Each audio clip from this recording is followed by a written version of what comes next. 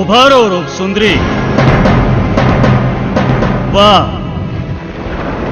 વાહ ભાઈ વાહ, આકાશમાંથી જાણે અપ્સરા ધરતી ઉપર ઉતર્યા હોય એવું લાગે છે.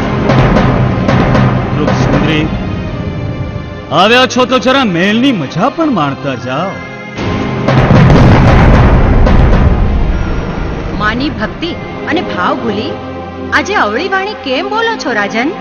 અરે રૂપમતી, તારા રૂપના જ્વાળાએ મને આંધળો બનાવી નાખ્યો. હવે આવો, વાતોમાં સમય વ્યતીત કરવા કરતા આવો મારા મહેલ ઉપર પધારો.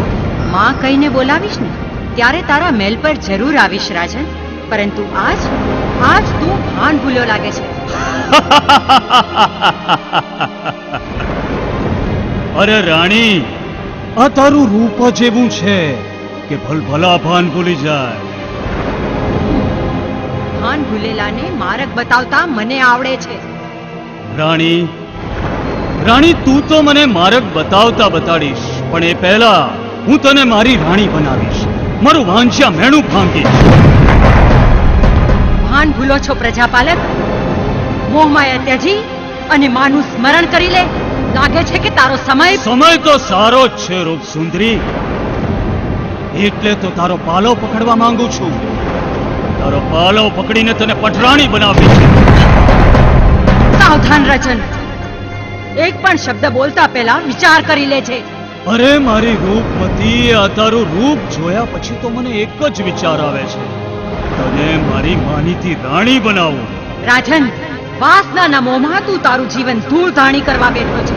હાડ માસની કાયાને ચૂંટવાના અભરખા રાખતો હોય ને તો તારો આખો મંઠો બગડી જશે.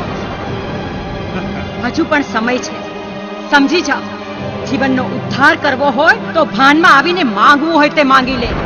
માંગી લીધું રાણી, માંગી. આ રાજા પતઈએ એના હૃદયમાં તમારું સ્થાન માંગી.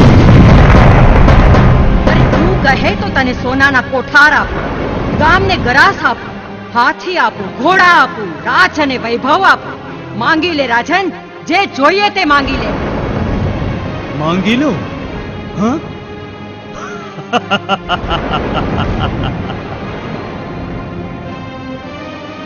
તો સાંભળો રૂપસુંદરી, આ રાજા પતઈ માંગે છે માત્ર તારો પાલવ.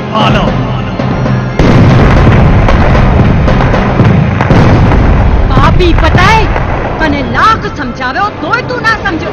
તે મને ના ઓળખી લે મને અને જોઈ લે મારું આ સાસુ સ્વરૂપ.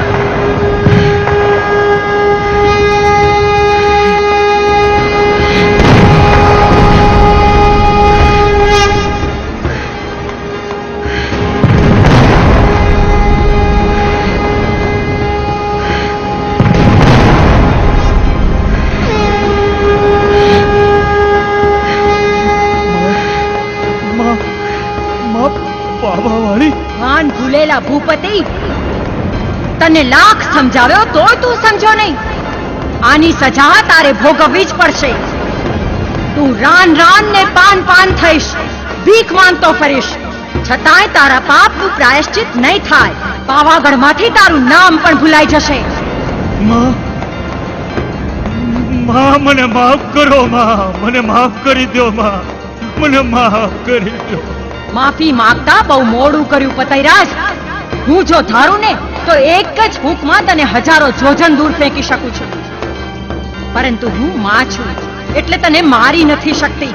તે જો પુત્ર તરીકે પ્રેમથી મારો પાલવ પકડ્યો હોત ને તો તારો જન્મારો સફળ થઈ જાત, પરંતુ તે વિકારી દ્રષ્ટિ માંડી એટલે મારે આવડું બોલવું પડ્યું.